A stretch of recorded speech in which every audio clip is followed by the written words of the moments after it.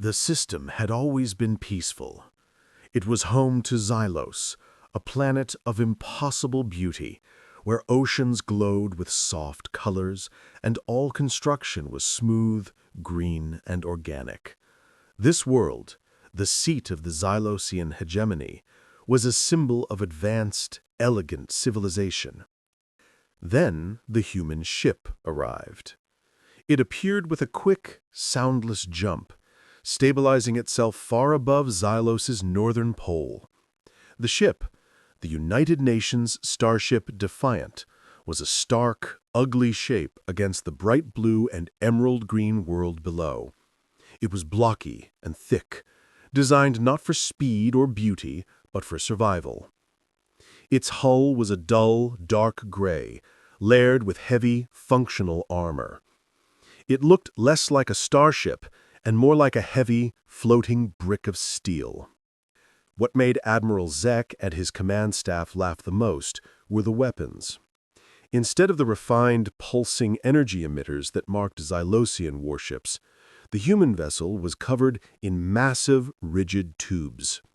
These were mass drivers, crude, kinetic cannons designed to fire simple, heavy projectiles at extreme speeds. On the Xylosian flagship, the bridge was a marvel of curved glass and soft, ambient light. Admiral Zek, a tall alien with skin like polished stone and eyes of luminous gold, watched the human ship on his main screen. He leaned back in his chair, a look of profound amusement on his face. "Is that a joke?" Zek murmured, the sound amplified and echoing through the quiet bridge.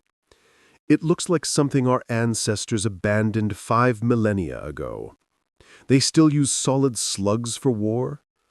His tactical officer, a smooth-limbed Xylosian named Kyra, confirmed the technical details with a professional sigh. "Admiral, our scans are complete.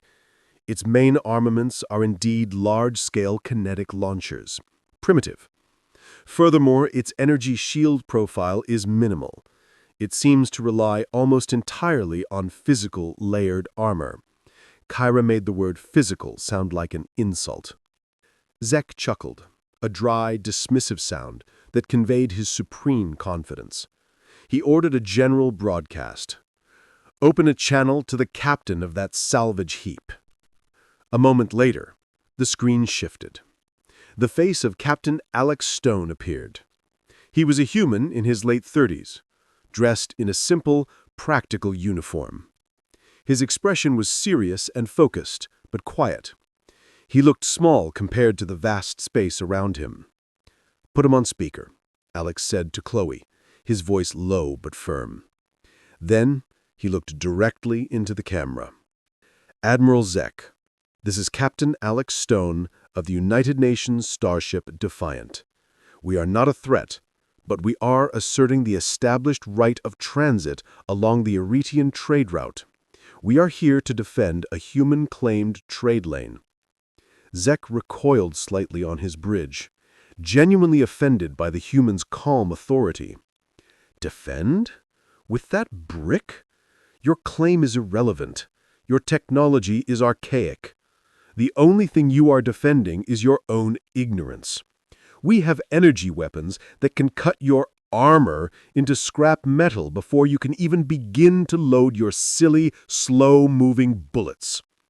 Alex didn't show any reaction to the insult. "We will hold our position, Admiral. We advise you to stand down and allow us passage." Zek cut the connection, his jaw tight.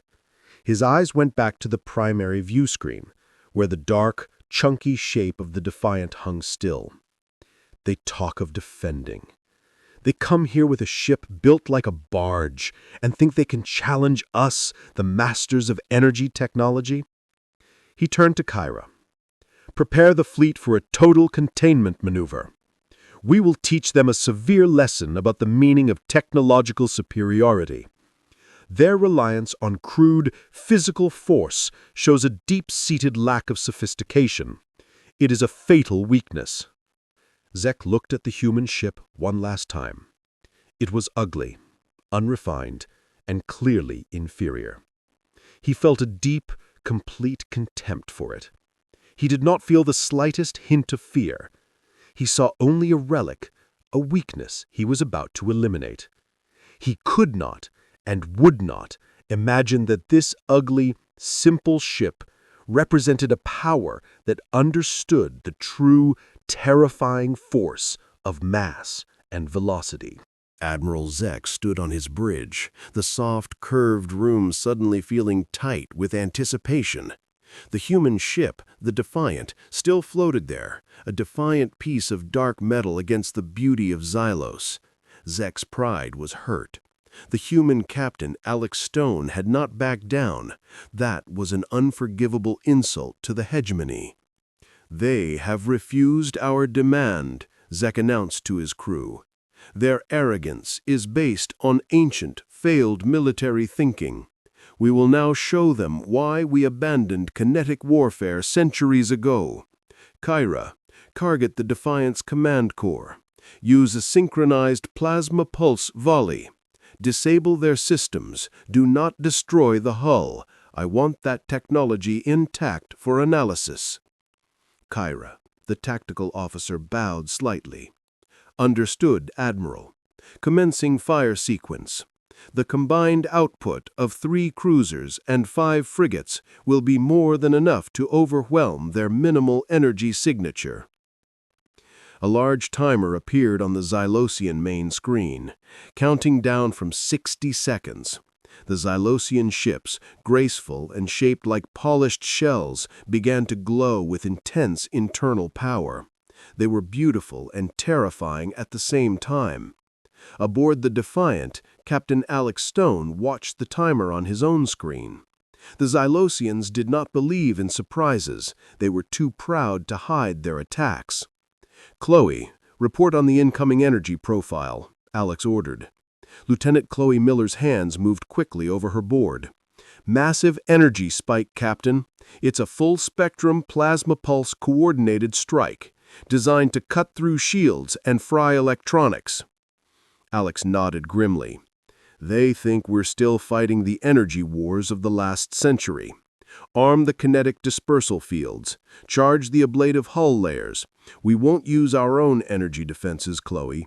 Show them how humans deal with their kind of light show." "Dispersal fields active. Hull matrix is charged and ready to absorb," Chloe confirmed. Her voice was steady, but her knuckles were white where she gripped the console. They had practiced this many times. It was the moment of truth for the ship and for humanity's secret to survival. The core of the human ship's defense was not a glowing energy field, but a complex, dense layering of metal and composite materials. This armor was designed to scatter, absorb, and simply eat energy attacks. The human philosophy was simple. If you can't stop the enemy's punch, you build a body strong enough to take it and keep standing. The countdown hit 10. The Xylosian ships were blazing now, preparing to unleash enough focused energy to vaporize an asteroid. 5, 4, 3, 2, 1, fire, Zek commanded. The Xylosian fleet erupted in a coordinated, blinding flash. Thick, brilliant beams of crackling plasma, bolts of white-hot energy, and waves of electromagnetic pulse shot towards the stationary human ship. The combined volley looked like a colossal, multicolored rope of pure destruction rushing across the void. On the Defiant's bridge, the emergency lights flashed red. A low, grinding sound filled the room as the hull prepared for impact. The beams hit.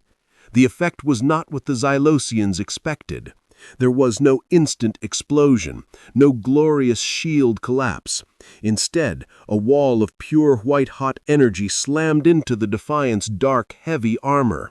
For a terrifying, endless second, the human ship was completely swallowed by fire and light. On the Xylosian bridge, Admiral Zek smiled, anticipating the human ship to break apart, leaving nothing but slag and drifting useless metal. Then the blinding light began to fade. The SUNS Defiant was still there. It looked terrible, but it was whole. The Unt's dull gray hull was now deeply scorched, blackened and smeared with molten residue. The ablative armor had done its job, burning away sacrificial layers of material to absorb the heat and force. Tiny, quick pulses of light, the kinetic dispersal fields, had flashed and vanished, redirecting the electromagnetic spikes. The ship looked battered, smoking faintly around the edges, but it was functional. Admiral Zek's smile vanished.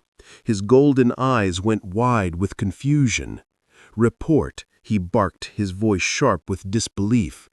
Kyra stammered, staring at her console.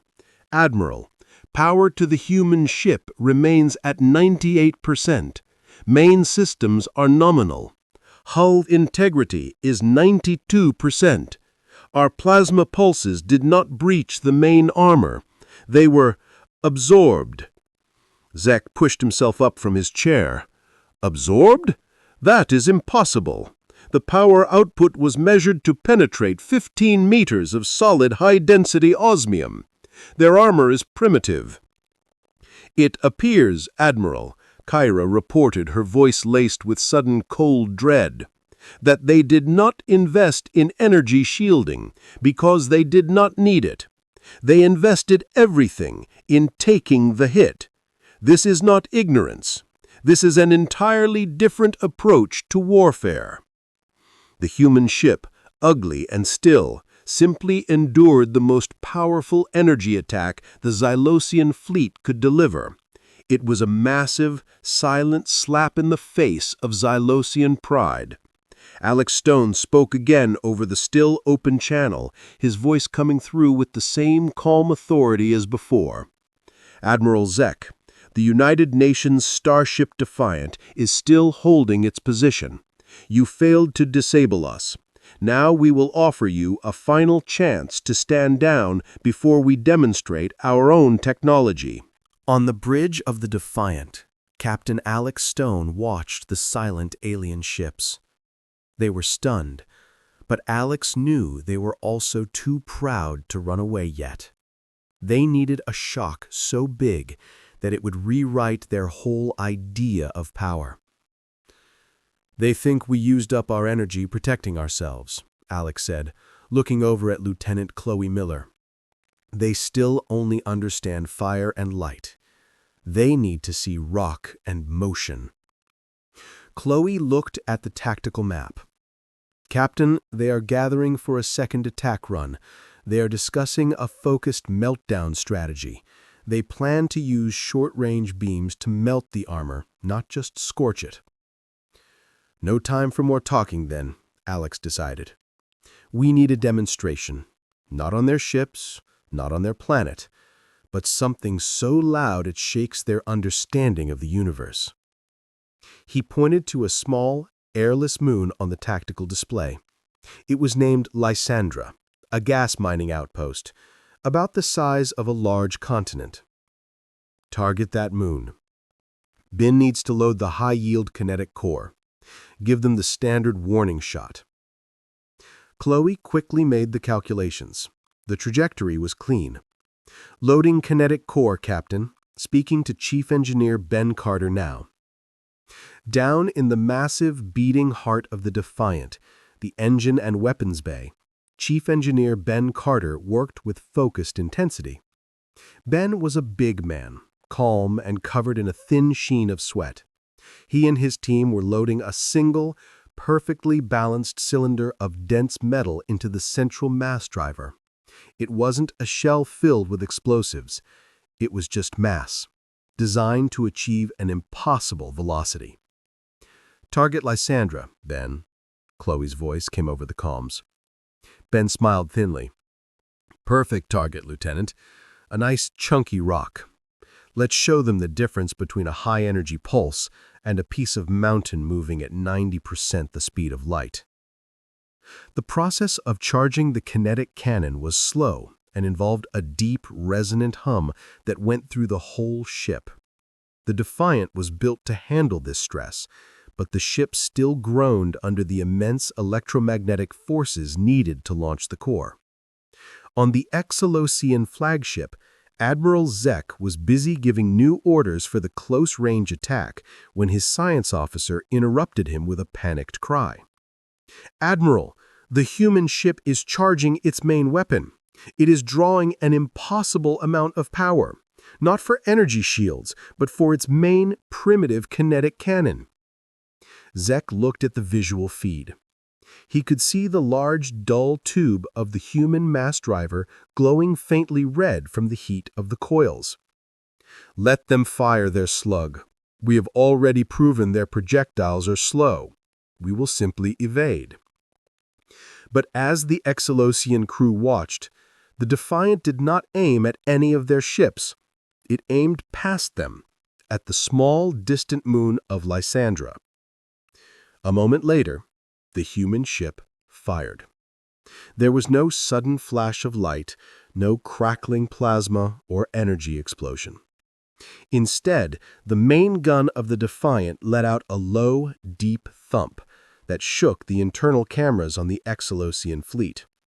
It was the sound of something unimaginably heavy being forced out at a truly insane speed. The projectile itself was too fast and too dark to see, leaving only a shimmering distortion in its wake. For several minutes, nothing happened. Then, at the edge of the tactical view, a silent, unbelievable event unfolded. The kinetic core struck the moon Lysandra. The impact point did not create a fire or a beam of light. It created a massive, perfect shockwave that spread across the moon's surface. It looked like an instant earthquake the size of a world. The sheer physical force released by the single small projectile caused the whole moon to flex and shudder like glass. Large, dark lines, cracks that were miles wide, raced across the moon's surface. Then huge sections of the moon began to tear away, not in explosive bursts, but simply because the rock could no longer hold itself together. Within moments, the once stable moon was breaking apart. Pieces the size of cities slowly drifted away from the main body, creating a vast, growing, deadly debris field in the orbit. On the Excelosian flagship, Admiral Zek felt a sudden deep coldness in his stone-like skin. The bridge was completely silent. The sound of the fracturing moon, a terrible, low groan carried by sensors, filled the room. "Report on the nature of that destruction," Zek whispered, his voice shaky and small. Kira's voice was barely a croak. "Admiral, they did not use an explosive warhead. They used pure kinetic energy. The impact was so extreme that it exceeded the gravitational binding energy of the moon's structure. They hit the moon so hard it broke itself apart." Zek stared at the screen, at the horrific, growing cloud of ruin where Lysandra used to be. The human ship was not primitive. It was just built to use a scale of power the Excelosians had forgotten. The power of mass, perfectly aimed and perfectly accelerated. "The force required, it's overwhelming. They didn't need to defeat our shields. They just needed a big enough target. What happens when they aim that at Xylos?" The question hung in the silence. The arrogant scorn was gone. Only a terrible, paralyzing fear remained. The human ship was still there, unscorched by its own act of destruction, patiently waiting for a response. Silence was a thick, heavy thing on the Xylosian bridge. It was a silence broken only by the crackling static of the screens showing the growing cloud of rocky ruin where Lysandra, the gas moon, had been. Admiral Zek still stood, staring, his polished stone skin now pale with shock. The fear was real, but it quickly began to twist into something else. Rage. Kyra, the tactical officer, spoke with a voice that was clearly begging. "Admiral, we must retreat. Their capacity for force is outside of our strategic models. We have lost the engagement. We must warn the hegemony and analyze their weapon technology before proceeding." Zek slowly turned to face his crew. He moved like a statue coming back to life. "Retreat? And let that piece of scrap metal stand above Xylos? Let it prove to the entire sector that the Xylosian hegemony is afraid of a single crude ship?" His voice was cold, harder than the stone of his body. "Never." He walked to the large tactical table, his shadow falling over the three-dimensional display of the system.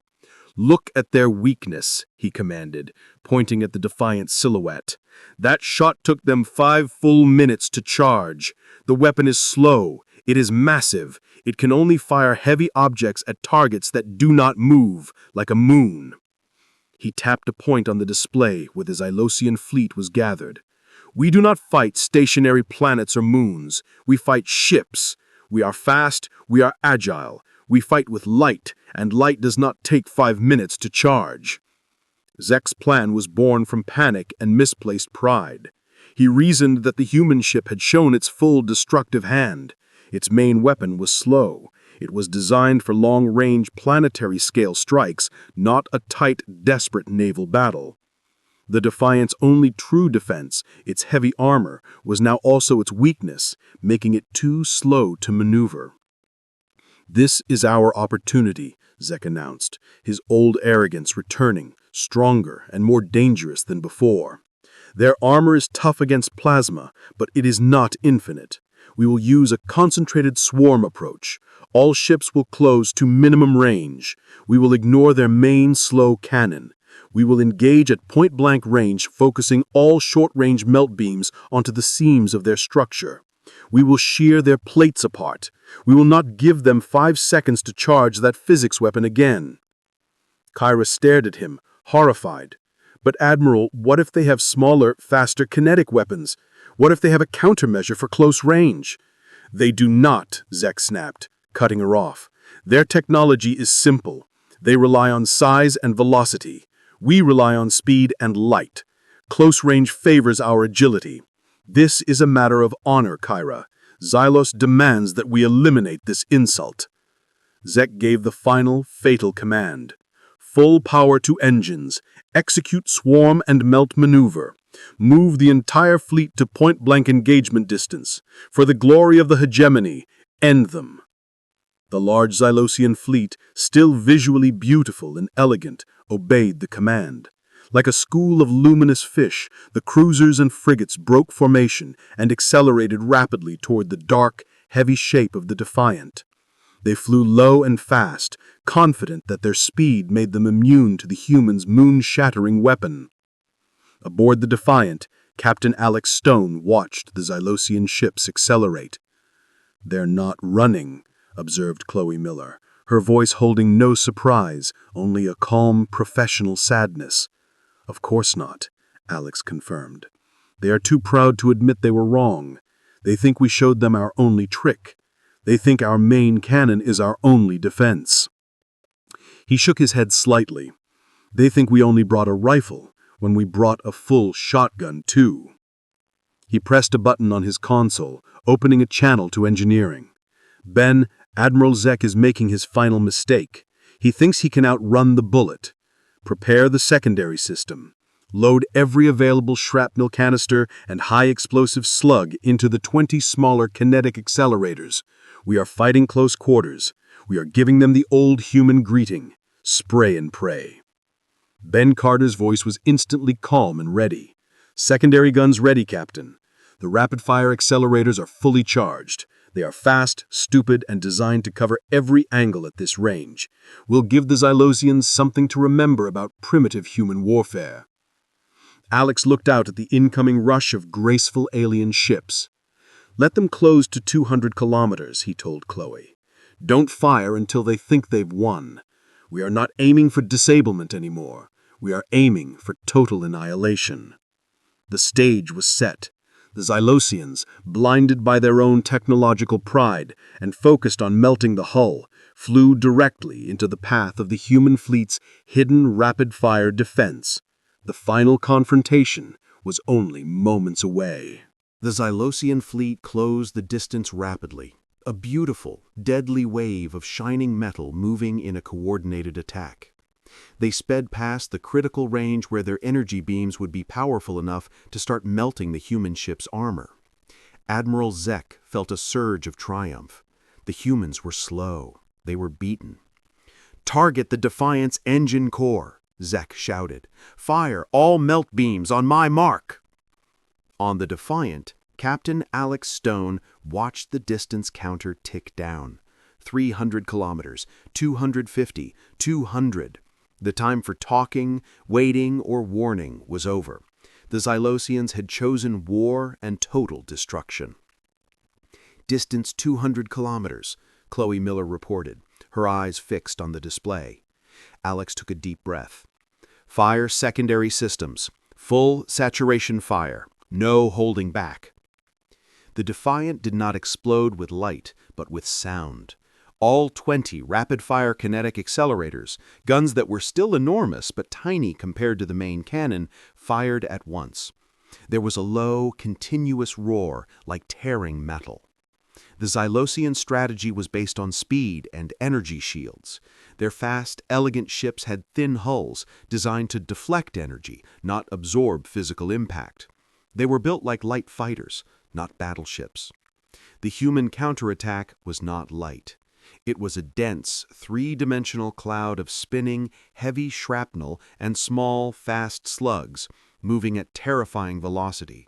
It hit the Xylosian formation like hitting a wall of solid steel. The lead ships, the fast frigates, simply vanished. The high-velocity slugs tore through their thin hulls like paper, punching holes straight through the fusion reactors and command centers. There was no bright plasma explosion, just sudden, silent disintegration. A ship would be there 1 second, and the next it would be a cloud of rapidly expanding, useless debris. Admiral Zek's mouth fell open in disbelief as his lead ships shattered. He realized his terrible mistake. The human ship was not slow, it was covered in dozens of small, fast, terrible guns. "Disperse! Disperse the formation!" Zek screamed. But it was too late. The Xylosian cruisers and frigates were already too close, packed together for the melt attack. They flew straight into the deadly metal rain. The secondary projectiles shredded systems, tore off weapons pods, and pierced every shield generator, leaving the once proud ships dead in space or breaking into smaller, burning pieces. The Xylosian flagship, protected for a moment by the ships around it, was struck by a single high-explosive slug meant for a different target. The impact was not fatal, but it destroyed the navigation controls. The ship spun wildly out of control, revealing the massive, scorched side of the Defiant. Zek looked out the main viewport, seeing the dark, scarred human ship. He saw the main cannon, the one that had shattered the moon, slowly turning to face his spinning, ruined ship. Then Captain Alex Stone's voice came over the open channel, calm and cold, the final word of humanity. "You had your chance, Admiral. This ends now." Alex had given Chloe a final, terrifying order. "Target the planet, not the city, but the central, unstable mantle fault line below the main ocean line. Maximum yield, immediate fire." Chloe, her face pale, did not hesitate. "Trajectory locked. Ben, fire the main cannon, now." Chief Engineer Ben Carter had been waiting, the main cannon silently charged and ready. He flipped the activation switch. This time, the Defiant's main weapon did not even make a loud thump. The last thing the Xylosians saw was the sudden, impossibly fast shimmer of the main kinetic core leaving the barrel aimed down, straight into the heart of their world. Admiral Zek's flagship was destroyed moments later by a final focused volley from the secondary guns. The Xylosian hegemony fleet was gone. But the battle was not truly over until the impact was made. A few tense minutes passed. Then Xylos, the beautiful garden world, began to change. The single tiny projectile had slammed into the planet's weak point with the force of 1,000 nuclear bombs, all focused on a single invisible point. The impact was enough to violently shift the planet's internal tectonic plates. Across the oceans, immense tsunamis began to rise, taller than mountains. But worse than the water was the ground itself. Gigantic cracks, the color of molten rock and angry orange light, snaked across continents, splitting them in half. The atmosphere began to tear in places, creating vast, visible storms of dust and plasma. The core of the planet, destabilized, was ripping the surface apart. The Xylosians had mocked the human ship until their planet broke apart. It was a slow, massive, terrible break. The world was not exploding, but simply failing to hold itself together, turning into a massive, gorgeous tomb. On the bridge of the Defiant, Captain Alex Stone stood bound from the command chair. The ship was still scarred, but whole. The silence was back, but this time it was a silence of absolute victory. Chloe Miller looked out at the broken planet, now leaking fire and rock into space. "The hegemony is over," she whispered, her voice filled with a hollow awe. "The lesson is delivered," Alex replied, his face tired. "Humanity builds its ships to endure, and its weapons to finish the job. We didn't want this fight, but we made sure we won it completely." He gave the final order. "Ben, power up the FTL drive. Set course for home. Let the rest of the galaxy see what happens when you mock a human warship."